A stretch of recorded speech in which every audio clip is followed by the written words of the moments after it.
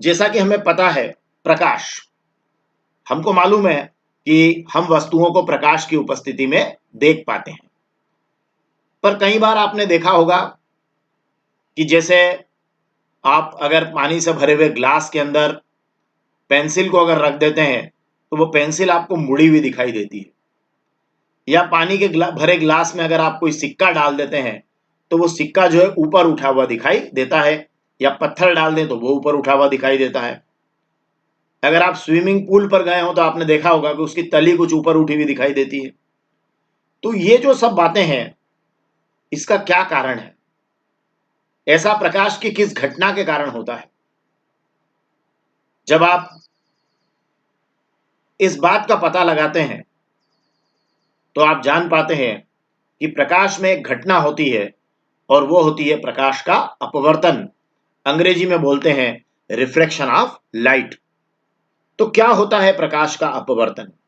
देखिए, प्रकाश के अपवर्तन के लिए कम से कम बेटा दो माध्यमों का होना जरूरी है। अब क्योंकि प्रकाश की किरण जब एक माध्यम से दूसरे माध्यम में जाती है, क्या कहा मैंने कि जब प्रकाश की किरण एक माध्यम से दूसरे माध्यम में जाती है तो वह अपने मार्ग से विचलित हो जाती है। विचलित होना मतलब, देखिए ये इधर आई, ये देखिए इस प्रकाश की किरण को ये ऐसे आ रही थी और ये मार्ग से विचलित हो गई, मतलब टर्न हो गई, ऐसे ऐसे मुड़ के इस लाल जो लाइन है इस लाल लाइन की तरफ मुड़ गई। पहले यहां ये लाल लाइन से दूर थी, लेकिन जैसे ही ये वाली जो पट्टी है आपको दिखाई दे रही है हरी पट्टी, इस हरी पट्टी पर जैसे ही आती है ये लाल लाइन की तरफ मुड़ गई और कुछ ऐसे ही निकल गई। बेटा ये जो हरी पट्टी है ये आपको जो दिखाई दे रही है, मैंने थोड़ी चौड़ी बनाकर इसीलिए दिखा दी, इसको बोलते हैं इंटरफेस, अंतरापृष्ठ। क्या बोलते हैं इसको? अंतरापृष्ठ। अब अंतरापृष्ठ या इंटरफेस क्यों कहते हैं? अंतरापृष्ठ का मतलब यह है कि इसके ऊपर एक अलग माध्यम है और इसके नीचे एक अलग माध्यम है। हो सकता है इसके ऊपर जो है वो हवा हो और इसके नीचे कांच हो, तो यहां हवा है और ये कांच है, और ये अंतरापृष्ठ है। मतलब ये कौन सा पृष्ठ है? ऐसा पृष्ठ है जो इसकी बाउंड्री का काम कर रहा है, मतलब इसके इधर हवा और इसके नीचे कांच है। तो समझ में आ गई बात कि ये वाली लाइन जब भी हम खींचेंगे तो आप समझ जाना ये इंटरफेस है। इंटरफेस मतलब अंतरापृष्ठ है, मतलब इसके ऊपर एक माध्यम है और इसके नीचे कोई दूसरा माध्यम है। ठीक है। अब मैं आपको आगे बताता हूं कि यह माध्यम क्या चीज है या माध्यम क्या है। प्रकाश जब जाता है या गमन करता है तो उसको गमन करने के लिए क्या चाहिए? मार्ग की जरूरत पड़ती है, रास्ते की जरूरत पड़ती है। और वो रास्ता या मार्ग ही क्या है? सरल शब्दों में कह रहा हूं मैं, वो रास्ता या मार्ग ही क्या है? माध्यम है। क्या है वो? माध्यम है। तो अब माध्यम कौन सा होता है? जिस जिस मार्ग पर प्रकाश जाएगा तो हम कहेंगे वो एक पारदर्शी माध्यम है। कौन सा माध्यम है? पारदर्शी माध्यम है। तो जिस माध्यम में भी प्रकाश जाता है उसको हम कहते हैं पारदर्शी माध्यम। जैसे प्रकाश हवा में से गया तो वो भी एक पारदर्शी माध्यम है, कांच में से गया, जल में से गया, ये सब प्रकाश के क्या है? पारदर्शी माध्यम है। तो प्रकाश जब एक पारदर्शी माध्यम से, मतलब जैसे हवा से आया है ना, क्या कहा मैंने कि प्रकाश जब एक पारदर्शी माध्यम से आता है और दूसरे पारदर्शी माध्यम में जाता है, मतलब जैसे हवा से आया है प्रकाश और कांच में चला गया, तो ये अपने मार्ग से क्या होता है? विचलित हो जाता है, मार्ग से थोड़ा सा मुड़ जाता है। मतलब इसको देखिए, ये वाली लाइन अगर आप ध्यान से देखें तो इसको किधर जाना था? ऐसे सीधे निकलना थी ऐसे, लेकिन ये तो मुड़ के इधर आ गई, है ना। तो ये जो मुड़ी है ना, इस मुड़ने को कहते हैं अपवर्तन। इस मुड़ने की घटना को कहते हैं प्रकाश का अपवर्तन। अंग्रेजी में बोलते हैं refraction, REFRECTION, refraction of light, प्रकाश का अपवर्तन। अब देखिए इसको अच्छे से मैं आपको समझाता हूं बेटा, है ना, प्रकाश के अपवर्तन को। देखिए प्रकाश का अपवर्तन या रिफ्रैक्शन ऑफ लाइट क्या होता है, देखिएगा बेटा। अब ये वाली जो लाइन मैंने बनाई, अब आपको मैंने तो सिखा दिया है ये लाइन क्या है। ये इंटरफेस है जिसको मैंने कहा था अंतरापृष्ठ है। अब आप समझ गए, मैं इसके ऊपर क्या रखूंगा? किसी एक माध्यम को रखूंगा। इसके नीचे क्या करूंगा? किसी और माध्यम को रखूंगा, मतलब दूसरे माध्यम को रखूंगा। ठीक है। तो यहां एक पारदर्शी माध्यम रहेगा, यहां मेरा दूसरा पारदर्शी माध्यम रहेगा। तो चलिए मैं उनके बारे में लिख भी लूंगा, और जो प्रकाश की किरण है मैं इस पॉइंट पर लाऊंगा उसको, ये यहां बीचों बीच में देखिए, इस पॉइंट के ऊपर मैं प्रकाश की किरण को लाऊंगा। आप याद रखना, ये इस पॉइंट को, जिस पॉइंट पर ये प्रकाश की किरण आएगी मेरी, उसको कहते हैं आपतन बिंदु। क्या बोलते हैं? आपतन बिंदु। प्रकाश की किरण जब भी, चाहे परावर्तन हो चाहे अपवर्तन हो, जिस पॉइंट पर आती है या आपतित होती है तो हम बोलते हैं आपतन बिंदु। और आने वाली किरण को क्या कहते हैं? आपतित किरण। धीरे धीरे याद होगा, धीरे धीरे हो जाएगा, चिंता मत कीजिए। ये आ से आ रखिए, आ से आ, प्रकाश आपतित हुआ ना तो ये आपतन बिंदु हो गया, और आपतित हुआ तो आपतित किरण हो जाएगी। ठीक है, तो ये बीचों बीच में आप एक पॉइंट बना लीजिएगा। ये चित्र बनाना भी सिखाऊंगा मैं आपको बहुत अच्छे से, इतना बढ़िया कि आप कभी नहीं भूलेंगे, है ना, और हर बार 100% बिल्कुल करेक्ट चित्र बनाएंगे आप। चलिए आगे बढ़ते हैं। अब मैंने कहा कि यहां ऊपर की तरफ है हवा, जो कि विरल माध्यम है, और नीचे की तरफ मैंने रख लिया कांच, जो कि सघन माध्यम है। अब इसका क्या मतलब है ये भी समझ लीजिए। ये तो मैंने आपको बता दिया, ये तो मैंने आपको बता दिया कि ये जो है आपका हवा है जो विरल माध्यम है, और ये आपका कांच है जो सघन माध्यम है। अब एक्चुअली क्या होता है देखिए, मैंने कहा कि ये आपका है अंतरापृष्ठ या इंटरफेस। इस इंटरफेस के ऊपर एक माध्यम है, नीचे एक माध्यम है ना। ऊपर हवा है और नीचे आपका है कांच है। ओके, तो हवा एक पारदर्शी माध्यम हो गया, कांच दूसरा पारदर्शी माध्यम हो गया। अब बेटा मैं एक बात बताता हूं आपको, जो हर एक पारदर्शी माध्यम होता है, जैसे यहां ऊपर सब हवा है और इस लाइन के नीचे नीचे सब कांच है, ये ध्यान रखना। तो ये से मान लो ये हवा है ना, तो ये जो है एक पारदर्शी माध्यम का मैंने, तो इसका अपना एक प्रकाशिक घनत्व होता है।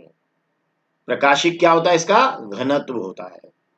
तो यहां हवा है, तो ये इस हवा का जो प्रकाशिक घनत्व है, मतलब हवा, सरल शब्दों में कहूं तो इसके जो कण है ना, वो दूर दूर है। मतलब एक, अगर एक एरिया में देखने की कोशिश करें कांच की तुलना में, तो ये प्रकाशिक रूप से कैसा माध्यम है? विरल माध्यम है। तो हवा कैसा हो गया? विरल माध्यम हो गया। किसकी तुलना में? कांच की तुलना में, क्योंकि कांच जो है वो, इसका प्रकाशिक घनत्व ज्यादा है। तो ये कौन सा माध्यम है? हवा की तुलना में सघन माध्यम है। तो ये विरल माध्यम है, ये सघन माध्यम है। ठीक है, अब प्रकाश की किरण को लाना है और मैं लाऊंगा विरल माध्यम से सघन माध्यम में, मतलब मैं ला रहा हूं हवा से कांच में। ठीक है, अब देखिए हवा से मैं कांच में ला रहा हूं, मतलब विरल से सघन में ला रहा हूं। ठीक है, तो अब देखिए अपवर्तन की घटना होगी। तो सबसे पहले आप बीचों बीच में एक खड़ी लाइन डाल दीजिएगा। अब आप कहेंगे ये क्यों डाल दिया आपने? ये खड़ी लाइन अभिलंब कहलाएगी। क्या कहलाएगी ये? अभिलंब। अंग्रेजी में इसको बोलते हैं बेटा नॉर्मल। क्या बोलते हैं? नॉर्मल, है ना। तो ये अभिलंब आपने डाला, क्यों डाला? कि अगर आप प्रकाश को इस तरफ से डालेंगे, मतलब ऐसा अगर बिल्कुल सीधे डाल दें, तो फिर बेटा ये चाहे हवा से कांच में जाए, चाहे कांच से हवा में जाए, ये सीधी ही निकलेगी। प्रकाश कब मुड़ता है, या अपवर्तन की घटना में प्रकाश मुड़ता कब है? जब वो थोड़ा सा अभिलंब से अलग हटकर हम उस प्रकाश को डालते हैं, तो वो हमको मुड़ा हुआ प्रतीत होता है। अदरवाइज तो वो, अगर आपने ऐसे अभिलंबवत डाला तो वो सीधे सीधे ही निकल जाएगा। तो अगर आपने सीधा प्रकाश डाला तो ऐसे सीधा निकल जाता है, इसलिए हम इसको बोलते हैं अभिलंब या नॉर्मल। तो इससे एक फायदा है हमको। क्या फायदा है? कि प्रकाश कितने कोण पर डाला ये पता चल जाएगा, क्योंकि मैंने आपको परावर्तन में भी बताया था कि कोण हमेशा अभिलंब से नापते हैं। तो प्रकाश इधर से लाएंगे अपन, यहां से ऐसे ऐसे लाएंगे, तो जब प्रकाश लाएंगे तो पता चल जाएगा कितने कोण पर ला रहे हैं। इसलिए लाइन हमने खींची, क्योंकि इस लाइन पर कभी मुड़ती नहीं है तो सीधी खींच दी। ठीक है, तो अब आप कहां से कहां आना चाह रहे हैं? हवा से आप आना चाह रहे हैं, कहां पे? कांच में, मतलब विरल माध्यम से कहां आना चाह रहे हैं? सघन माध्यम में। तो एक प्रकाश की किरण को हम लेकर आते हैं। देखिए मैं प्रकाश की किरण को लेकर आया हूं, ये प्रकाश की किरण, ये आई, देखिए ये आ रही आ रही आ रही आ रही आ रही आ रही, ये यहाँ आ गई। अब ये क्या है? ये लाइन तो अंतरापृष्ठ है, मतलब इसके ऊपर कौन है? हवा, और नीचे कौन है? कांच। अब जैसे ही यहाँ इंटरफेस पर ये आएगी, अंतरापृष्ठ पर आएगी, अब ये मुड़ेगी बेटा, और अपवर्तन की घटना हो जाएगी, क्योंकि वो विरल माध्यम से कहा जा रही है सघन माध्यम में, मतलब एक पारदर्शी माध्यम से कहा जा रही है दूसरे पारदर्शी माध्यम में जा रही है। और क्या चीज बदल रही है? प्रकाशिक घनत्व बदल रहा है ना। मतलब यहाँ थोड़े कण, जो कांच के जो कण है, वो एक एरिया में, हम अगर बात करें हवा के कणों की तुलना में तो बहुत पास पास है, मतलब ऑप्टिकल डेंसिटी इसकी ज्यादा है, प्रकाशिक घनत्व क्या है इसका? ज्यादा है। तो अब ऐसे में क्या होगा देखिएगा, ये प्रकाश की किरण मुड़ेगी और मुड़कर ये ऐसे आ जाएगी, ऐसे। अब जाना कहां था इसको? जाना तो ये ऐसे था, है ना। जाना कहां था इसको? जाना इसको ऐसे था, और ये मुड़कर आ गई ऐसे। ठीक है, तो ये आपका हो गया आप गए विरल माध्यम से सघन माध्यम में, तो आप थोड़ा सा अभिलंब की ओर झुक गए, मतलब ऐसे जाना था, ऐसे चले गए। ठीक है, अब देखिए, अब इसमें कौन क्या क्या था और कैसे प्रकाश की किरण आई ये भी बता देता हूं। देखिए आने वाली किरण, ऐसे आप तीर लगाइएगा, क्योंकि आप जब तीर लगाएंगे, है ना, तो तीर लगाने से ही पता चलेगा कि प्रकाश किधर से आ रहा है। तो ये आपने तीर लगाया, तो ये देखिए, ये तीर की नोक इधर है, मतलब प्रकाश यूं आ रहा है। अब यहां भी तीर लगेगा, तो उससे पता चलेगा कि प्रकाश यहां जा रहा है, तो ये प्रकाश इधर चला गया। तो ये आने वाली किरण हो गई, और ये अपवर्तन के बाद की किरण हो गई, है ना, क्योंकि अपवर्तन की घटना हो रही है, तो ये अपवर्तित किरण हो गई। अपवर्तन के बाद मिली ना, इसलिए अपवर्तित, अपवर्तन हो गया ना, ये मुड़ गई। तो ये वाली जो किरण है हमारी, इसको हम कहेंगे आपतित किरण, क्योंकि ये आई है ना, ये आपतित किरण हो गई, आपतित किरण। हमेशा याद रखना, चाहे परावर्तन हो, चाहे अपवर्तन हो, चाहे कोई भी घटना हो प्रकाश की, जो आने वाली किरण होती है उसको हम बोलते हैं आपतित किरण, इंसिडेंट रे। इंसिडेंट हो रही, वो आपतित हो रही है, उसको कहा आपतित किरण। ठीक है, अब ये हमारा क्या है, बीचों बीच में, ये हमारा विलंब है, और ये अपवर्तित हुई है, तो इसका नाम देंगे हम अपवर्तित किरण। तो चलिए नाम रख लेते हैं, ये क्या हो गया हमारा, अभिलंब। अभिलंब क्यों हुआ, कि इस दिशा से अगर प्रकाश की किरण लाए, इसलिए इसमें तीर भी नहीं लगाना आपको, तो ये सीधी निकल जाती है। ठीक है, अगर आप इधर से उधर भेजोगे तो उधर चली जाएगी, उधर से इधर भेजोगे तो इधर आ जाएगी। अब ये किरण कौन सी हो गई आपकी, ये किरण हो गई आपकी अपवर्तित किरण। नाम सीखना बहुत जरूरी है। तो देखिए परावर्तन में भी ऐसा होता है, एक आपतित किरण होती है, एक अभिलंब होता है, लेकिन वो इधर नहीं जाती परावर्तन में, वो उधर ही मुड़ जाती, ऊपर ही चली जाती है, तो उसको बोलते हैं परावर्तित किरण, क्योंकि यहाँ क्या रहता, पॉलिश रहती, तो वो प्रकाश को अंदर आने नहीं देती।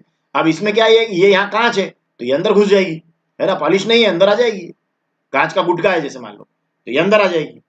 अब जब अंदर आ जाएगी, तो ये आपकी हो गई अपवर्तित किरण। तो ये आपतित किरण, और ये कांच में जो चली गई वो हो गई अपवर्तित किरण, और ये हो गया आपका अभिलंब। तो क्या हुआ, प्रकाश एक माध्यम से, है ना, एक पारदर्शी माध्यम से दूसरे पारदर्शी माध्यम में गया, और प्रकाश क्या हो गया, मुड़ गया। मुड़ गया मतलब इसको यहां जाना था ऐसे, तो अपने मार्ग से क्या हो गया, विचलित हो गया। इस घटना को हम कहेंगे प्रकाश का अपवर्तन या रिफ्रैक्शन ऑफ लाइट। अब देखिए और सीख लीजिए, है ना, अब थोड़ा सा और सीखते हैं। अब यहां पर क्या हुआ कि ये वाला जो कोण है, आपतित किरण और अभिलंब के बीच का कोण, याद करो, आ आपतित, अभिलंब, आपतित आ से मैंने सिखाया था, आ से आ। अगर आपतित किरण के बीच, आप देखिए कोण हमेशा अभिलंब से ही बनता है, याद रखना, कोण हमेशा अभिलंब से ही नापना है, मतलब ये इस लाइन से एंगल नापना है आपको हमेशा। कई बार बच्चे यहाँ कोण बना देते हैं, यहाँ इस जगह, यहाँ नहीं बनाना है, अभिलंब के साथ कोण बनेगा, जो भी कोण बनेगा, तो अभिलंब से की लाइन से कोण बनाना है, और अभिलंब और आपतित किरण के बीच के कोण को नाम देना आप आपतन कोण, और इसको आपने लिखना आई, आपतन कोण हो गया आई। ठीक है, अब यहां देखिए, ये वाला देखिए, ये अपवर्तित किरण है और अभिलंब, तो अपवर्तित, अप से अप ही बनेगा, तो अपवर्तित है, तो यहां कोण बनाना आप अपवर्तन कोण। तो ये हो गया आपका आपतन कोण, आ से आ, याद रखना, आप, ये आप आपतित किरण, आपतन कोण, ये क्या है अप, तो अपवर्तित किरण, तो ये कोण कौन सा हो जाएगा आपका, ये कोण हो जाएगा आपका अपवर्तन कोण, इसको नाम देना आर, एंगल ऑफ रिफ्रैक्शन है, इसलिए अंग्रेजी में इसको आर बोलते हैं, है ना। और ये एंगल ऑफ इंसिडेंस है, तो इंसिडेंस में आई आता है, तो ये आपतन कोण आई हो गया, और ये अपवर्तन कोण आर हो गया। देखिए मैंने सिखा दिया आपको, आप से आप और अप से अप, तो नाम याद रखने में दिक्कत नहीं, और एंगल हमेशा आप किससे बनाएंगे, अभिलंब के साथ। तो देखिए एक प्रकाश की किरण एक माध्यम से दूसरे माध्यम में गई, तो अपने मार्ग से क्या हो गई, विचलित हो गई। अब आप खास बात ध्यान रखना, अगर प्रकाश की किरण विरल माध्यम से, मतलब देखिए यहाँ हवा कांच के जोड़े में देखो, हवा विरल है, तो विरल से सघन में जाएगी, तो अभिलंब की ओर झुकेगी, मतलब इसको अभिलंब की ओर टर्न कर देना। और अगर ये सघन से विरल में गई, मतलब अगर ये इधर से इधर जाती, तो फिर क्या होता, बस कुछ नहीं करना, तीर का निशान बदल देते। देखिए अगर इधर से इधर जाती, तो ये तीन यूं ऊपर हो जाता और ये यहाँ निकल जाती, मतलब जब वो सघन से विरल में जाती तो अभिलंब से दूर हट जाती। अभी वो विरल से सघन में आ रही है, देखिए विरल से सघन में आ रही, तो अभी अभिलंब से इतना दूर है, मतलब ये वाला कोण बड़ा है और ये वाला कोण छोटा है, मतलब ये अभिलंब की ओर क्या हो गई, झुक गई। तो इस घटना को कहते हैं प्रकाश का अपवर्तन या रिफ्रैक्शन ऑफ लाइट। क्या परिभाषा हुई प्रकाश की, कि प्रकाश की किरण जब एक पारदर्शी माध्यम से, है ना, तब समांगी शब्द लिखा है, समांगी का मतलब है कि ये पूरी हवा है, ये जो आपका इंटरफेस है ना अंतरापृष्ठ, इसके ऊपर ऊपर पूरी हवा है, तो ये एक समांगी माध्यम हो गया हवा, और इसके नीचे पूरा कांच है ना, तो ये एक दूसरा समांगी माध्यम हो गया। तो जब प्रकाश की किरण एक समांगी माध्यम से दूसरे समांगी माध्यम में प्रवेश करती है तो अपने मार्ग से विचलित हो जाती है। विचलित होना मतलब अपने मार्ग से भटक जाती। भटकने से मतलब क्या है कि या तो वो क्या होगा, अभिलंब से दूर हट जाएगी या अभिलंब की ओर झुक जाएगी। तो जब विरल से सघन में गई तो आपने देखा ऊपर से नीचे आई तो अभिलंब की ओर झुक गई। तो हम इस गुण को कहेंगे प्रकाश का अपवर्तन या रिफ्रैक्शन ऑफ लाइट। तो बेटा ये परिभाषा है, इसको आपको एग्जाम में लिखना पड़ेगा कि जब प्रकाश की किरण, और ये वाला चित्र भी बनाना पड़ेगा आपको। तो जब प्रकाश की किरण एक समांगी माध्यम से, मतलब यहां आपके चित्र में हवा है, दूसरे समांगी माध्यम मतलब आपके चित्र में कांच है, उसमें जब वो प्रवेश करती है तो अपने मार्ग से विचलित हो जाती है। विचलित कब होते हैं? विचलित होने का मतलब है मुड़ जाती है ना। अब वो क्या है, विचलित शब्द क्यों इस्तेमाल किया कि मुड़ जाने में फिर पूछते कि किधर मुड़ जाती है, तो आपने कहा विचलित हो जाती है। इस गुण को प्रकाश का अपवर्तन कहते हैं। और एक और बात मैं बता देता हूं, अगर आप विरल माध्यम से सघन माध्यम में आए, जैसा कि यहां आप आ रहे हैं, तो ये अभिलंब की ओर झुकेगी प्रकाश की किरण। और इसका उल्टा क्या है कि जब आप क्या होगा, जब आप सघन से विरल में जाएंगे तो अभिलंब से दूर हट जाएगी। मतलब इस तीर को आप अगर उल्टा कर दे तो ये उधर ही जाएगी, तो फिर ये आपतित हो जाएगी और वो अपवर्तित हो जाएगी। ठीक है, तो आने वाली किरण को हमेशा आपतित लिखना है और जो विचलित होती है उसको अपवर्तित लिखना है। आपतित किरण और अभिलंब के बीच का कोण आप से आप आपतन कोण, और अपवर्तित किरण और अभिलंब के बीच का कोण अप से अप अपवर्तन कोण, ये याद रखना है।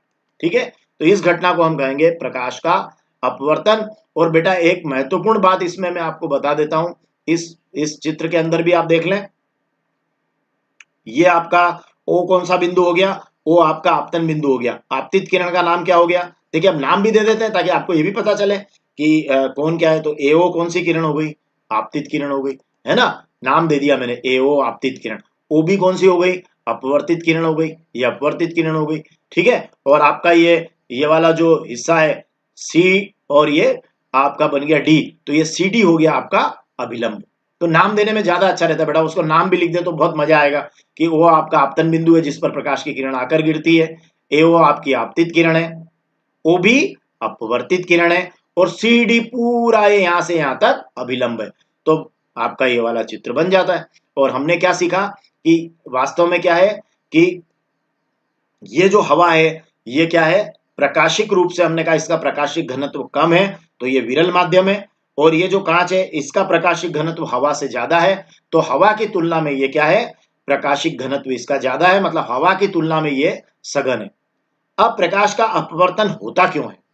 बेटा अपवर्तन इसलिए होता है कि जैसे ये आपका विरल माध्यम है, प्रकाशिक विरल है ना, हम नॉर्मली इसको विरल सघन बोलते हैं, लेकिन ओरिजिनल शब्द जो है इसका वो क्या है, प्रकाशिक विरल प्रकाशिक सघन। ठीक है, तो जब ये प्रकाश की किरण विरल माध्यम से सघन माध्यम में आती है, तो विरल माध्यम जो होता है ना बेटा, उसमें प्रकाश का जो वेग होता है विरल माध्यम में वो ज्यादा होता है, तो प्रकाश का वेग यहाँ ज्यादा है। लेकिन जब वो सघन में आता है तो प्रकाश का वेग कम हो जाता है। तो अलग अलग माध्यमों में प्रकाश का वेग अलग अलग होने से प्रकाश का अपवर्तन होता है। तो याद रखना कि जब आप प्रकाश के अपवर्तन का आपसे कोई कारण पूछे तो आप बताइएगा कि माध्यम बदलने पर प्रकाश का वेग बदल जाता है। जैसे विरल में वेग ज्यादा रहता है, सघन में वेग कम रहता है।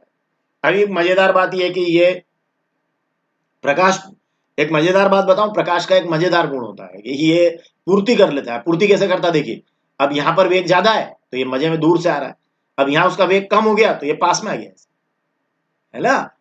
यहां यहां पास में आ जाएगा ताकि उसको शार्ट शार्ट रास्ते से शार्ट रास्ता कर लिया उसने, शॉर्टकट कर लिया उसने। देखिए आप, अब वो यहां से जाता तो ऐसे जाना पड़ता ना, वो ऐसे आ गया वो। ठीक है, तो उसने देखो शॉर्टकट में दूरी तय कर ली।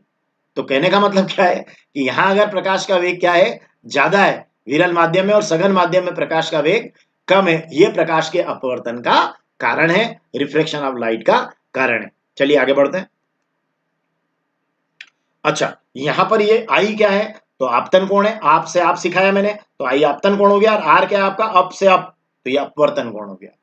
ठीक है बेटा, ये पूरा आपको आना चाहिए इतना, तो ये प्रकाश के अपवर्तन की परिभाषा, उसका चित्र और नामांकित चित्र हो जाएगा शानदार परीक्षा में लिखने के लिए। ठीक है, एग्जाम में लिखने के लिए कॉन्सेप्ट पूरे सिखा दिए मैंने आपको। आगे बढ़ूं, अब देखिए क्या, यहां कई बार ये होता है कि जैसे अगर आप यहां पे कांच, या जैसे पानी कांच का जोड़ा ले लेते तो क्या होता, पानी कांच का जोड़ा ले लेते तो फिर पानी जो है विरल है, कांच उसकी तुलना में सघन हो जाता। लेकिन अगर हवा पानी ले लेते तो फिर पानी सघन हो जाता। और हवा विरल। मतलब वो जो दो माध्यम आप लेते हैं ना, उसकी तुलना करना है आपको। तो मैं ऐसे बता देता हूं आपको कि हवा मतलब तीन, बेसिकली 10वीं में आपके तीन ज्यादा यूज होते हैं, हवा, पानी और कांच।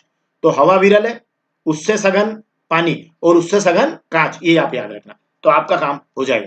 तो खैर अभी तो आप हवा कांच के जोड़े से ही आप एग्जाम में बता दीजिएगा।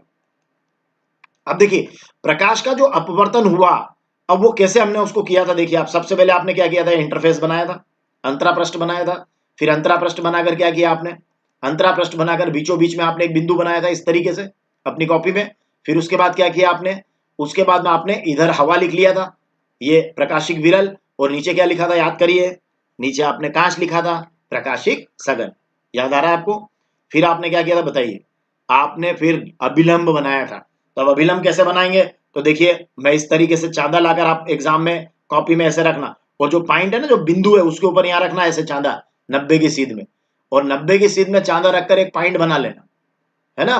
तो उससे क्या होगा, ये आपकी अभिलंब रेखा बन जाएगी। तो एग्जाम में आपको अभिलंब बनाने के लिए ये वाला काम करना है, सीधी लाइन खींचने के लिए, क्योंकि आपकी आपकी जो परीक्षा की कॉपी रहती है उसमें आड़ी लाइनें तो रहती है, खड़ी लाइनें नहीं रहती। तो खड़ी लाइन के लिए आप चांदे का इस्तेमाल करना, बीच में पॉइंट बनाकर ऐसे 90 डिग्री की सीध में। अब आप क्या करना, यहाँ भी पॉइंट बना लेना, हो गया 90 का काम पूरा। अब उसके बाद आप क्या करना, एक चीज और सिखा देता हूँ, आपतित किरण भी बनाना ही पड़ेगी। तो आप क्या करना कि यहां से देखिए, इस 90 से देखिए 10, 20, 30, 40 और 50 डिग्री, मतलब इधर से नापेंगे अपन। कोण हमेशा कहां से नापते बेटा, अभिलंब से। तो ये 50 डिग्री यहां बनेगा, मतलब इधर से देखेंगे तो 40 पे जाएगा, पर एंगल यहां से नपता है तो ये 50 हो जाता है। तो यहां आप इस 40 पे पॉइंट पे निशान लगा देना, तो ये कोण आपका 50 डिग्री बन जाएगा, क्योंकि कोण अभिलंब से नपता बेटा। तो 40 पर एक बिंदु बना देना, तो ये आपकी कौन सी किरण हो जाएगी, आपतित किरण यहां बन जाएगी। अब उसके बाद फिर क्या करना है आपको, देखिए ये देखिए, अब आप आपका इतना वाला हिस्सा मैं पूरा करा दूं पहले। चलिए ये आपका अभिलंब हो गया, इस लाइन को ऐसे मिला देना है दोनों बिंदुओं को, ये अभिलंब बन गया। आया मजा कि नहीं, सीखने में मजा आ रहा है कि नहीं आ रहा है। अब देखिए इसको भी मिला दो, तो ये आपकी आपतित किरण बन जाएगी, ये मिला दिया आपने, ये आपतित किरण हो गई। ठीक है, तो ये आपतित किरण हो गई, ये अभिलंब हो गया। कैसे बनाया, चांदा रख के बनाया, सिखा दिया मैंने आपको कैसे बनाया। आप भी बनाना, प्रैक्टिस करना इसकी, ऐसे ही बनाना है। ठीक है, अब देखिए, अब उसके बाद क्या करना है, देखिए वो 50 डिग्री भी फिक्स नहीं है, आपको तो बस एक कोण बनाना है दूर थोड़ा बड़ा, है ना, बस ये ध्यान रखना आपको कि एक बड़ा कोण बनाना है और इधर छोटा कोण बनाना है। अब बनाना कैसे सिखा दिया मैंने, चांदा कैसे रखते हैं सब सिखा दिया, डी वगैरह कैसे रखते हैं। चलिए अब इसके बाद डी को ऐसे रखना, उल्टी ऐसे इस तरह, और यहाँ ये वही 90 वाले पॉइंट पर उसके सीध में रखना। लेकिन अब की बार क्या करना, 10, 20, 30, 40 और 50 पे नहीं ले जाना बेटा। मतलब अगर आपने यहाँ पॉइंट डाल दिया तो ये सीधी हो जाएगी, क्या आपने को सीधी लाना है, सीधी नहीं लाना है ना। आप भले 40 पर एक बिंदु बना के रख लेना भले, लेकिन सीधी नहीं लाना। अब इसके अंदर आप कहीं भी ले आना, तो आपका अपवर्तन हो जाएगा। तो अब आप पॉइंट बना रहे हैं कहां पे, आपने बनाया 60 वाले बिंदु पे, मतलब आपका कोण है 10, 20 और 30 डिग्री का बन जाएगा अभिलंब से। तो यहाँ आप 60 पे बना देना, इधर आपने, अब यहाँ 60 पे बनाने का मतलब है कोण 30 डिग्री हुआ, 60 और 30 90, तो ये 30 डिग्री का कोण हुआ। तो यहाँ आपने कोण रखा था 50 और यहाँ आप कोण रख रहे हैं 30। अब चांदा हटा दीजिए, चांदा हटाकर इस लाइन को भी मिला दीजिए। अब ये आपकी कौन सी किरण हो गई, देखिए ये अभिलंब हो गया, ये कौन सी किरण हो गई, आपतित किरण जो आई है, और ये अपवर्तित हुई थी, अपवर्तित किरण हो गई। ठीक है, तो अब आपका तीर लगाएंगे तब जाकर पता चलेगा कौन आपतित और कौन अपवर्तित है। अगर तीर उल्टे लगा दिए तो उल्टी बात हो जाएगी। ठीक है, तो ये आपकी कौन सी किरण हो गई, तीर लगाया आपने तो कौन सी किरण हो गई है, ये आपकी हो गई आपतित किरण। इधर तीर लगाया तो कौन सी किरण हो गई, अपवर्तित किरण हो गई।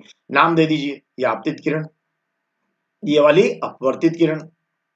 ओके, इसको आपने अपवर्तित किरण कह दिया, ये वाला आपका हो गया अभिलंब।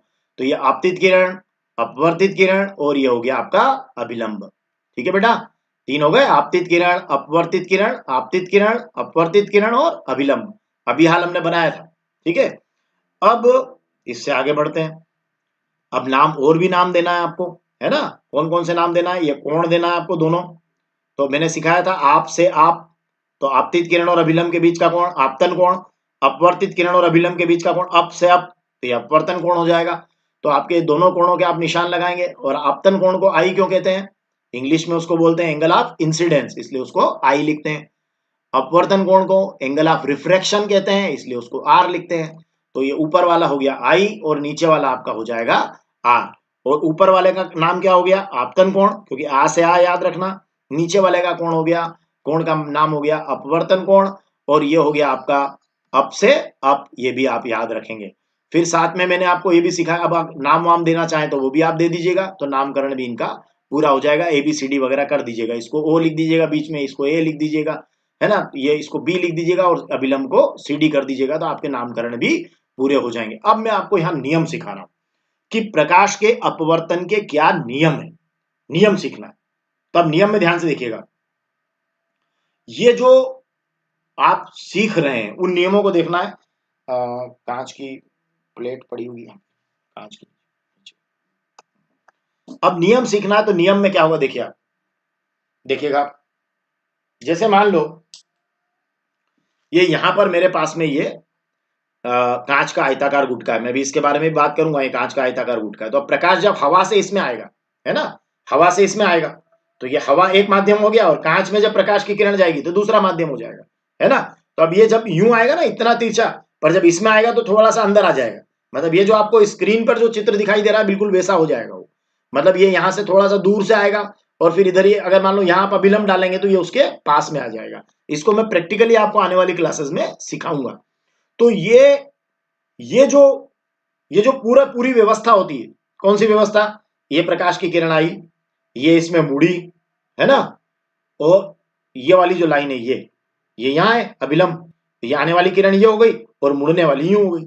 ये सब बेटा क्या होता है, ये एक ही तल में होते हैं। एक ही तल का मतलब समझ रहे हैं आप, एक ही तल का मतलब है कि जैसे मान लो आप 3 डायमेंशन में जाते हैं तो तल आपके बदलते हैं 3D में, लेकिन ये सब एक ही तल के अंदर होगा। तो ये आपको बहुत महत्वपूर्ण रूप से ध्यान रखना, क्या है, क्या याद रखना है, ये एक ही तल बन रहा है आपका, ये मतलब इसी में प्रकाश की किरण आई, यहीं पर आपका अभिलंब है और यहीं ये मुड़ गई। तो अगर देखा जाए तो ये एक तल आपका एक ही तल के अंदर तीनों है, कौन कौन, आपतित किरण, अभिलंब और अपवर्तित किरण। देखिए तीनों किरणों को देख लीजिए आप, और ये एक ही तल में है। ये आपका पहला नियम हो जाएगा। क्या क्या नियम हो गया, पहला कि आपतित किरण, अपवर्तित किरण, और ये इस आपतन बिंदु O के ऊपर, मतलब यहां जो ये आपतन बिंदु है इसके ऊपर अभिलंब एक ही तल में होते हैं। याद रहेगा, आपतित किरण, अपवर्तित किरण और आपतन बिंदु के ऊपर अभिलंब, है ना, एक ही तल में होते हैं। ये अभिलंब के साथ में आप आपतन बिंदु पर अभिलंब जरूर बोलिएगा, क्योंकि यहां अगर प्रकाश आया तो आपतन बिंदु यहां रहेगा, यहां आया तो यहां रहेगा, तो आप आपतन बिंदु पर अभिलंब बोल दीजिएगा। तो कौन सी किरण, इंसिडेंट रे, कौन सी किरण, रिफ्रैक्टेड रे, और कौन, नॉर्मल। तीनों क्या होते हैं, नॉर्मल किस पर, इस इंसिडेंट पॉइंट के ऊपर जो नॉर्मल है वो एक ही प्लेन में होते हैं, मतलब आपतित किरण, अपवर्तित किरण और इस आपतन बिंदु के ऊपर अभिलंब एक ही तल में होते हैं। तो ये आपने सीख लिया। अब दूसरा नियम, अब दूसरा नियम आप देखिएगा, नियम नंबर 2,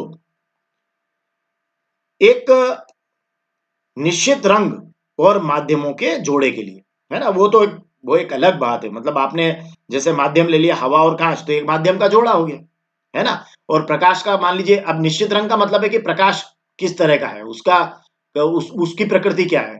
तो ठीक है, एक निश्चित रंग और माध्यम के जोड़े के लिए, ठीक है। अब आपतन कोण की ज्या, ये हो रहा आपका आपतन कोण, आप से आप, ये आपतन कोण आई, इसकी ज्या, ज्या मतलब आपतन कोण की ज्या, मतलब इसकी साइन, साइन आई। आपको पता है ना, साइन 30 डिग्री का मान 1/2 होता है ना, ऐसे ही साइन आई, मतलब अगर ये आई 30 डिग्री हुआ तो साइन 30 हो जाएगा वो, है ना। तो आपतन कोण की ज्या, ज्या मतलब साइन, और अपवर्तन कोण की ज्या मतलब आर का भी साइन, आई का साइन और आर का साइन, मतलब इन दोनों कोणों का अगर आप साइन साइन लें, जैसे इसका ले लें साइन आई, है ना, इसकी ज्या मतलब साइन आई, इसकी ज्या मतलब साइन आर, इनका एक निश्चित अनुपात होता है। मतलब हमेशा ऐसा होगा अपवर्तन के अंदर कि जो एंगल ऊपर से आ रहा है, बन रहा है आई, उसका आप साइन निकाल लो, और एंगल जो नीचे बन रहा है आर, उसका आप साइन थीटा निकाल लो। जैसे उसका मान लो ऊपर आपने कितना डिग्री लिया था, सपोज मान लीजिए, सपोज थोड़ी देर के लिए 50 नहीं मानते, 60 मान लेते, तो साइन 60 हो गया, ऊपर नीचे 30 माना तो साइन 30 हो जाएगा। क्लियर हुआ।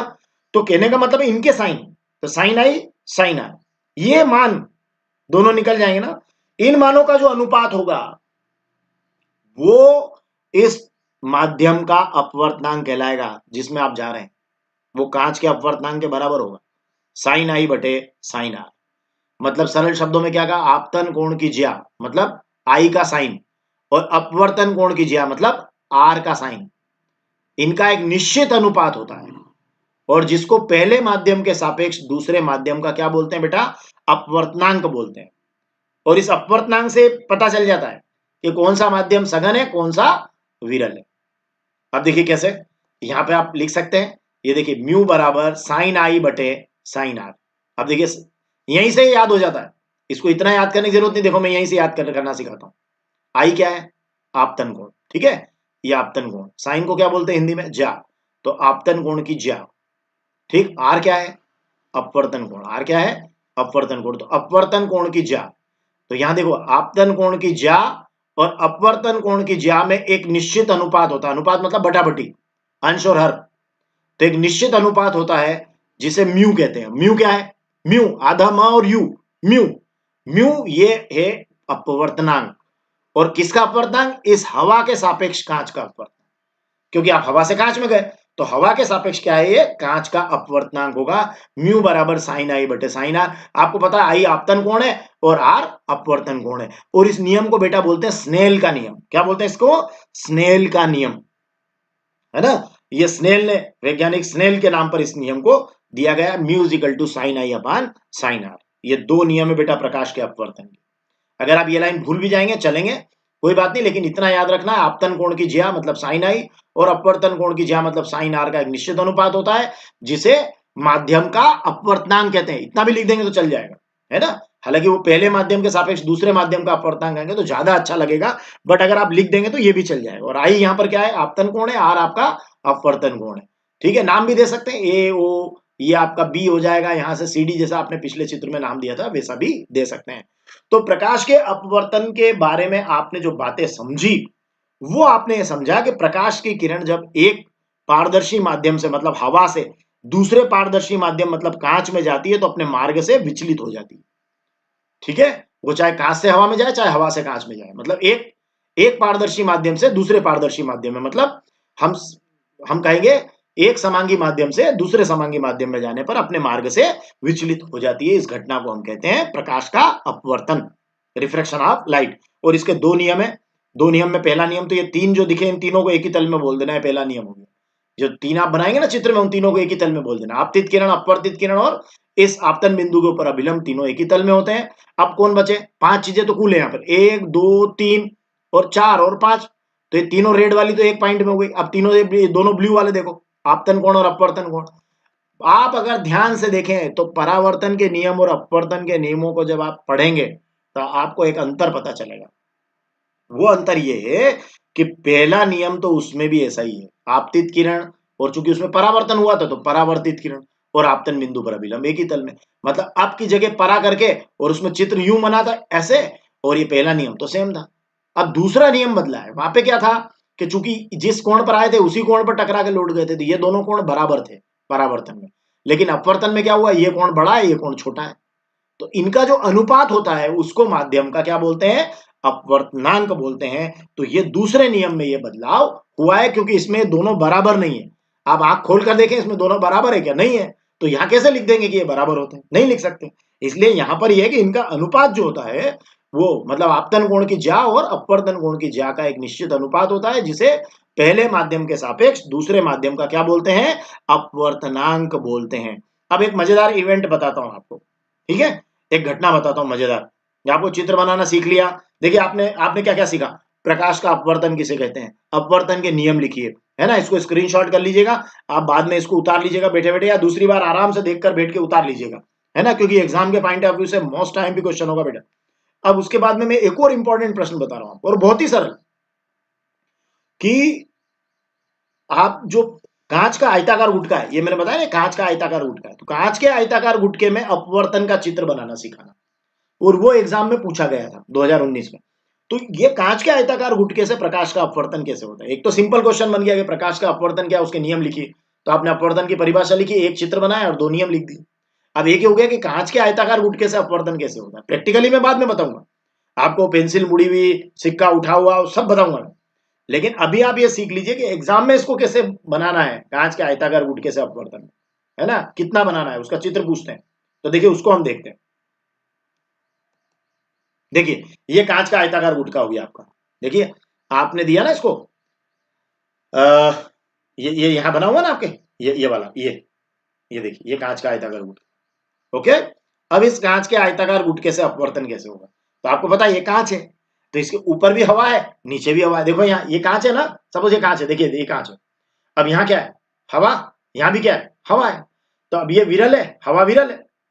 प्रकाशिक रूप से कैसा माध्यम है? विरल है। कांच कैसा है? सघन है। तो पहले कहाँ आना पड़ेगा? विरल से सघन में। अब जब बाहर निकलेगी तो क्या होगा? बाहर निकलेगी तो फिर आप सघन से कहाँ जाएंगे? विरल में जाएंगे। समझ में आ गई बात? देखिए यहां से अगर मैं प्रकाश लाया, है ना, तो यहां से जब मैं प्रकाश लाऊंगा तो ये आएंगे हम कौन से माध्यम से? यहां हम आएंगे विरल माध्यम से सघन माध्यम में। और फिर जब यहां से बाहर निकलेंगे तो क्या हो जाएगा? यहां से जब हम बाहर निकलेंगे तो हम आएंगे सघन से वापस विरल में। बस इतना चित्र बनाना, मतलब अपवर्तन की घटना है, अपवर्तन को आपको 2 बार बताना है ना? कितनी बार बताना है? 2 बार। जैसे एक बार तो आप यहां से आएंगे, तो एक तो ये हो जाएगा आपका, एक प्रकाश की किरण तो आपको यहाँ, एक यहां से आएंगे, यहां से इसमें आना, और फिर इससे बाहर निकलेंगे, 2 बार होगा। ठीक है, ये आपको प्रैक्टिकली बताऊंगा मैं आपको बहुत अच्छे से, है ना? तो चलिए अभी तो इसको आप रख दें। तो चलिए अब इसको ये दिमाग में है आपके, कांच का आयताकार गुटका ये हो रहा, ये कांच का आयताकार गुटका आपका, ये इस तरीके से, ये देखिए। और अब अपवर्तन होगा तो प्रकाश जो है हवा से कांच में आएगा, और यहां जब निकलेगा तो कांच से हवा में निकलेगा। ये चित्र अब आपका क्लियर, मेरे ख्याल से इससे आपको दिमाग में हो गया होगा कि आयताकार गुटका किस तरीके से होता है। ये देखिए, अब चलिए इसको समझ लेते हैं। अब क्या होता है देखिए, यहां क्या होगा? सबसे पहले आप क्या कीजिएगा, इस जगह यहां, क्योंकि यहां से लाना आप प्रकाश को, क्योंकि कारण क्या है, वो थोड़ा ऐसे ऐसे ऐसे होगा ना। ये देखिए, जब आप यहां से आएंगे फिर ये थोड़ा पास में आएगा, फिर पास में आने के बाद यहां से फिर ये वापस दूर जाएगा। तो थोड़ा बीच में आने के बजाय थोड़ा सा इस तरफ से शिफ्ट करके आप लाइन को लाइएगा, मतलब बीच से थोड़ा इस तरफ आ जाइएगा। ठीक है, चलिए शुरुआत करते हैं। अब ये ऊपर क्या है? वायु है। नीचे भी क्या है? वायु है। भाई इधर भी क्या है? नीचे की तरफ भी वायु है। मैंने सिखाया ना आपको, देखिए ये देखिए, इसके ऊपर वायु, इसके नीचे वायु, बीच में क्या है? कांच है। पहले किधर आना है? वायु से कांच में, मतलब वायु कौन सा माध्यम? कांच की तुलना में कौन सा है? विरल। कांच सघन, तो विरल से कहां आ रहा है? सघन में। अभी चित्र बनाए सारे विरल से सघन के ही बनाए थे हमने, है ना? कंफ्यूजन नहीं होना। विरल से सघन में आते हैं तो क्या होते हैं? अभिलंब की तरफ झुकते हैं। तो ये आपका, ये देख लीजिए, एक पॉइंट बना देता हूं मैं, और ये आपका, ये यहाँ एक पॉइंट हो गया, और ये आपका अभिलंब हो गया। अभिलंब तो आप सीधे ही करेंगे जहां भी आएंगे। अब इधर से लाऊं मैं प्रकाश की किरण या आपतित किरण? ठीक है, तो वायु से कहां आना है? कांच में। तो लाते हैं एक प्रकाश की किरण, है ना? तो अब आपने क्या किया, ये अभिलंब का नाम दे दो कुछ, जो आपकी मर्जी पढ़े लिख देना। एबीसीडी में 26 अक्षर होते हैं, आपको जो लिखना हो लिख दीजिएगा। यहाँ भी आपको मैंने इसीलिए मनपसंद कुछ भी लिख दिए हैं, आप कुछ भी लिख देना, कोई दिक्कत नहीं। अब ये आपका अभिलंब हो गया। अब आप यहां से प्रकाश की किरण को लाएंगे तो वो आपकी कौन सी किरण हो जाएगी? आपतित किरण हो जाएगी। तो अभिलंब तो डल गया पीक्यू, अब आपतित किरण लेना है। तो देखिए ध्यान रखना, वही स्टाइल यहाँ पे कि चांदा आप यहाँ रखेंगे, और ये अभिलंब कैसे बनाया था आपने? यहाँ पे ये चांदा यहाँ रख के और 90 डिग्री पे पॉइंट बना के, और ये आपने अभिलंब खींच लिया था। अब इसी चांदे से आप क्या करना, ये 50 डिग्री ले लेना, इधर से नाप के 10 20 30 40 50, और यहां से एक किरण ले लेना, 50 40 जो लेना हो आपको, जिस किसी भी एंगल पर आपको। बस ये चांदे को ऐसे सीधा रखना है, ऐसे करके और ऐसे करके, और ये एंगल नाप के, और ये आपतित किरण बना लेना। तो ये आपकी आपतित किरण हो जाएगी। ठीक है, आपतित किरण हो गई। तो इस किरण को आपने क्या नाम दे दिया? आपतित किरण बोल दिया। और ये आने वाली किरण है, तीर नीचे की तरफ लगा लिया, ये हो गई आपकी आपतित किरण। ठीक है, अब ये आपका आपतित किरण हो गई, इसको आपने नाम दे दिया ए बी, कुछ भी नाम दे सकते हैं, आपने ए बी दे दिया। ओके, अब यहां तक तो आ गए। अब आपको पता है कि आप वायु से कहां आ रहे हैं? कांच में। तो आप अभिलंब की ओर झुकेंगे, मतलब ऐसे आना है आपको, ऐसे नहीं जाएंगे। कैसे आएंगे? ऐसे आएंगे। जाना तो आपको ऐसे है, पर ये जाने देगा क्या? क्योंकि आप विरल से सघन में आ रहे हैं, तो अभिलंब की ओर झुकना है। तो ये ऐसे ऐसे आएंगे अंदर। अब ऐसे अंदर आने के लिए आप एक बार और चांदा ऐसे उल्टा रख दीजिए, और उल्टा रखकर उससे छोटा कोण बना देना। और नहीं तो मैं आपको एक बात सिखा देता हूं, अंदाज से भी कर सकते हैं। भाई यहाँ बड़ा रख लो, और स्केल से लाइन खींचते हुए यहाँ छोटी ले आना, स्ट्रेट लाइन खींच देना यहाँ से लेके यहाँ तक, कोई टेंशन नहीं। मैं तो आपको ये बता रहा हूँ कि अगर आप ये भी नापना चाहे कि मैं कितने कोण पर आ रहा हूँ, मैं कितने कोण पर पलट रहा हूँ, तो यहाँ ऐसे चांदा रख देना, और नीचे की तरफ आए तो नीचे की तरफ आप अपना चांदे को उल्टा करके रख देना। ठीक है ना? ये आपकी आपतित किरण हो गई ये भी। चलिए अब नीचे की तरफ जब आएंगे तो आप क्या करेंगे वो भी आप देख लेंगे। तो चलिए आगे बढ़ते हैं। ये आप चांदे को यहाँ पे ऐसा रख देना, और ऐसा रख के कुछ छोटे कोण पर आप ऐसे आ जाना, यहाँ रख देना उसको, ये यहाँ जैसे आपने भी किया था। अब ये चांदा यूं हो जाएगा, और ये छोटे कोण पर आप इधर आ जाएंगे। तो आपको पता रहेगा ये कोण कितने हैं। जैसे इस कोण को आपने I1 नाम दे दिया। अब 1 क्यों लिखा नीचे? आई लिख देते, आपतन कोण है तो। 1 इसलिए लिखा कि और भी बहुत सारे कोण बनने वाले थे, इसको I1 कह दिया जब, है ना। चलिए अब आप, और ये वायु से कांच में आ रहा है तो ये आपतन कोण है, इसलिए आपने इसको I1 I कह दिया। अब I है तो 1 कह दो। अब ये अपवर्तन कोण होगा तो यहाँ R बोलना है अपने को, ठीक है। अब ये मोड़ दो इसको, चलिए मोड़ दी, ये देखिए मोड़ दिया आपने, ऐसे लिया है, जबकि जाना कैसे थी, ऐसे जाना थी, ये मोड़ दिया आपने, तो ये हो गई आपकी अपवर्तित किरण। मतलब ये कुछ कोण है, ये उससे छोटा कोण बन गया। अब इसको नाम क्या दिया आपने, इसको आप R1 बोल देना। ये आई प्रकाश की किरण ऐसे आ रही, मुड़ के आ गई ना अंदर की तरफ, अभिलंब की तरफ मुड़ गई बेटा, देखो आप। और आप इसको चाहें तो बिना चांदे की मदद से भी बना सकते हैं, ऐसे बड़ा कोण ले लेना, इसको यहाँ थोड़ा छोटा कर देना, मतलब इसके पास में से ले आना, लेकिन स्केल से खींचना सब लाइनें बेटा, क्योंकि प्रकाश सरल रेखा में गमन करता है, तो उसको झिकझोक नहीं कर सकते आप। तो ये आ गई आप। अब ये हो गई आपकी अपवर्तित किरण। तो देखिए आपतित किरण और अपवर्तित किरण, क्योंकि आप एक माध्यम से दूसरे माध्यम में गए, है ना, तो अब आपका अपवर्तन तो होगा, तो ये आपतित किरण और ये अपवर्तित किरण हो गई, ठीक है। और क्या सीख लिया आपने, ये आपका अपवर्तन कोण हो गया। तो ये एक एक नंबर के हो गए, I1 R1 एक एक नंबर के क्यों हो गए, क्योंकि यहाँ वायु से आप कहाँ है, कांच में। अब आपको कांच से वापस कहाँ जाना है, वायु में। देखिए पूरा कांच ही है, अब कांच से वायु में जाना है, मतलब अभी आपका इतना हिस्सा पूरा हुआ है। देखो कितना हिस्सा पूरा हुआ, ये आप आए और ये आप मुड़े, इतना हिस्सा हो गया, ये आए और ये मुड़े। तो अभी एक हिस्सा हो गया कि हवा से आप कहाँ आ गए, वायु से कहाँ आ गए, कांच। अब कांच से बाहर निकलना, अब बाहर निकलने वाला हिस्सा होगा, तो बाहर निकलने वाला हिस्सा होगा तो यहाँ फिर ये आपतन कोण हो जाएगा और यहाँ अपवर्तन कोण होगा। समझ में आ गया, देखो यहाँ आपतन, अंदर अपवर्तन। अब यहां से जब बाहर आओगे तो ये आपतन और ये अपवर्तन, तो दो लाइनें और बनाना, तो इस पॉइंट पर आप एक अभिलंब बना लीजिए ऐसे सीधा, तो आपका एक एंगल ये हो जाएगा, ठीक है ना। ऐसे अभिलंब खींचेंगे ना, क्योंकि अब यहां से बाहर जाना है, तो बाहर जाने के लिए भी तो यहाँ एक अभिलंब खींचो, तो ये आपके, ये वाली जो किरण है जो अभी अपवर्तित है, ये अगले राउंड में आपकी क्या बन जाएगी, आपतित बन जाएगी। तो आप एक लाइन यहाँ खींच दीजिएगा, ठीक है, तो एक नया अभिलंब आपका तैयार हो जाएगा। देखिए अभिलंब बना लिया आपने, ये अभिलंब हो गया। अब बताओ मुझे आप, इस कोण को कुछ नाम दे देते हैं, चलिए ओके, अभी देते रहेंगे। आप मुझे बताओ कि अब जब ये यहां से यहां जाएगी तो ये अभिलंब की ओर झुकना चाहिए कि अभिलंब से दूर जाना चाहिए, अब बताइए, कमेंट्स बॉक्स में लिख दीजिए। देखिए अब क्या होगा, ये वायु से कांच में आई, मतलब विरल से कहां आई, सघन में, तो अभिलंब की ओर झुक गई। अब ये जा रही है सघन से विरल में, मतलब कांच से वायु में, तो अब इसको क्या करना है, अभिलंब से दूर हटना है। तो इसको आप अब इतने, ये छोटा कोण जो है ना, ये कोण, अब इस कोण को यहां बड़ा करना है, मतलब इसको थोड़ा दूर ले जाना। ये बस मेन बात याद रखने की कांच के गुटिके में, कि पहले आप वायु से कांच में आते हो तो बड़े कोण से छोटे कोण पे आना है, ये कोण तो ऑटोमेटिक बन जाएगा लाइन खींचते ही, इस कोण से इस कोण को आप बड़ा रखते हुए ले जाना है बाहर। तो अब आपकी जो निर्गत किरण होगी, जो बाहर जाने वाली किरण होगी, वो थोड़ी बड़े कोण पर जाएगी। और इस अभिलंब को आप नाम दे दिया आपने RS, ये वाले अभिलंब को PQ लिखा था। एक आप AB हो गया, ये हो गया BC, आपतित किरण को AB कह दिया, अपवर्तित किरण को BC। सुविधा की दृष्टि से कहा है मैंने, ABC एक लाइन में हो जाएंगे इस तरीके से। एक लाइन से मतलब है ये इस प्रकाश की दिशा में हो जाएंगे, एक लाइन में तो नहीं होंगे। और ये आपका PQ जो है क्या है, एक अभिलंब है, और RS दूसरा अभिलंब। अब इसको यहां से क्या होना है, दूर ही जाना है ना, क्योंकि ये कहां से जा रहा है, कांच से वायु में, तो कांच से वायु में जाने पर क्या होंगे, आप दूर चले जाएंगे। इस कोण को आप I2 कह दें। I क्यों कहा, कि ये आए और ये मुड़े, अब ये फिर आए, यहां से आए ना, अब यहां मुड़ेंगे, तो मुड़ने वाले को आप फिर, ये देखिए मुड़ गए, मतलब दूर चले गए, देखिए आप ये दूर चले गए, इसको आप नाम दे देना R2 बोल देना, और ये आपकी हो जाएगी निर्गत किरण, मतलब जो बाहर निकल गई वो निर्गत हो गई। और यहाँ आप एक इस एंगल को आप अपनी तरफ से R2 नाम दे देना।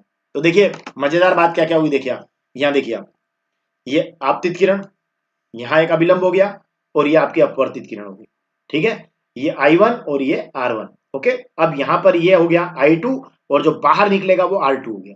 अब यहाँ विरल से सघन में आए तो अभिलंब की तरफ झुका देना, और जब यहाँ एक अभिलंब खींचना, तो यहाँ अगर आप सघन से विरल में जाएंगे तो अभिलंब से उसको दूर कर देना। ये याद रखना, वायु से कांच में गए मतलब विरल से, देखिए यहाँ देखिए, ये देखिए ये वायु और ये कांच, तो वायु से कांच में गए मतलब विरल से सघन में गए, अभिलंब की ओर झुक गए। अब देखिए यहाँ देखिए, कांच से वायु में गए तो अभिलंब से दूर हट गए, देखिए पहले इतने पास थे अब इतने दूर हो गए। तो यहाँ देखिए दूर से पास हो गए और यहाँ पास से दूर हो गए।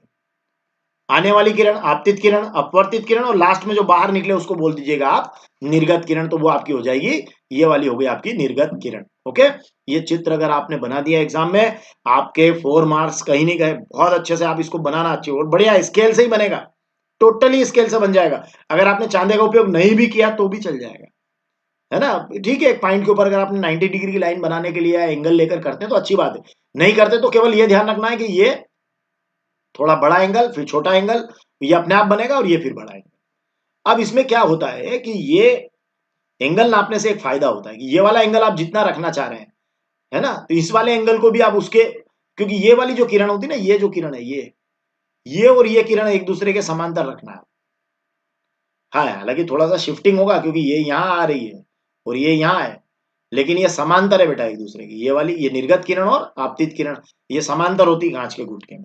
मतलब जो सबसे पहले आगे से चली वो और सबसे लास्ट में निकली वो। अब देखिए कैसे, ये भी मैं आपको समझाता हूँ, इसको भी मैं समझाता हूँ। देखिए, आप आपतित किरण को ऐसे डैश डैश डैश डैश करके बढ़ाइए, चेक हो जाएगा। देखो बेटा, ये दोनों किरणें समांतर है। ये देखिए, ये आपतित किरण को डैश डैश डैश डैश करके बढ़ाना, बहुत महत्वपूर्ण बात बता रहा हूं मैं। ये वाली जो आपतित किरण है, इसको ऐसे dash dash dash dash dash dash करके आगे ले जाना, तो आप देखोगे कि आपतित किरण और निर्गत किरण एक दूसरे के क्या हो गई है, समांतर हो गई। मतलब क्या हुआ कि ये यहां से जिस एंगल पर मुड़ी थी, ये उसने वापस से उसको उतने ही एंगल के साथ में मोड़ दिया, लेकिन ये थोड़ा सा एक शिफ्टिंग हो गया, मतलब थोड़ी सी दूर खिसक गई है यहाँ, इतना, है ना। ये मतलब एक्चुअली ये इतनी दूर है, होना चाहिए थी, पर ये इतनी पास में इस तरफ आ गई। तो ये आपका पूरा एक चित्र अगर आप बना देते हैं और इसका नामांकन कर दीजिए। अब नामांकन करना सिखा देता हूं मैं आपको। नामांकन में आपको क्या करना है, ए बी कौन सी किरण हो गई आपकी, आपतित किरण हो गई। ठीक है, बी सी क्या हो गई, अपवर्तित किरण हो गई। देखिए, बी और ये सी अपवर्तित किरण हो गई। सी डी का क्या नाम दिया आपने, निर्गत। आपतित, अपवर्तित, निर्गत हो गया। निर्गत मतलब बाहर, निर्गत, है ना। अब पी क्यू और आर एस दो अभिलंब हो गए, एक आपका बिंदु बी पर अभिलंब है, एक बिंदु सी पर अभिलंब है। एफ जी क्या है आपका, एफ जी आपका एक अंतरापृष्ठ है, इंटरफेस है, कौन सा, वायु कांच वाला। और आई जे क्या है, दूसरा इंटरफेस है कांच वायु का। आप नहीं भी लिखेंगे तो चलेगा, आप यहां पर ये इतना ही बता दें, अंतरापृष्ठ नहीं भी लिखेंगे तो चलेगा, ओके। लेकिन अगर आप लिख देते हैं तो बहुत अच्छी बात है, अंतरापृष्ठ मतलब इंटरफेस आपके हो गए। अब देखिए, ये दो आपतन कोण हो गए, I1 और I2। एक बार आप हवा से कांच में आए, एक बार आप कांच से हवा में गए। और ये R1 अपवर्तन कोण हो गया और R2 आपका हो गया निर्गत कोण। और बी और सी कौन से बिंदु है, आपतन बिंदु है। एक बार इसके लिए आपतन बिंदु और एक बार इसके लिए आपतन बिंदु। इस तरीके का अगर आप चित्र बना देते हैं, जितना नामांकन हो सके आपसे कर दीजिएगा। ये तो मैंने बहुत आइडियल बताया बेटा, बहुत आदर्श रूप में बताया है। उतना अगर आप नहीं भी करेंगे तब भी आपका काम चल जाने वाला है। तो अब आपने आज जो सीखा वो है प्रकाश का अपवर्तन क्या है, अपवर्तन के नियम लिखिए और उसका चित्र बनाना सीख लिया। साथ में कांच के आयताकार गुटके से अपवर्तन कैसे होता है उसका नामांकित चित्र बनाना भी आपने सीख लिया। और बेसिक बेसिक बातें बहुत सारी आपने सीखी और अपवर्तन का कारण भी सीख लिया कि भिन्न भिन्न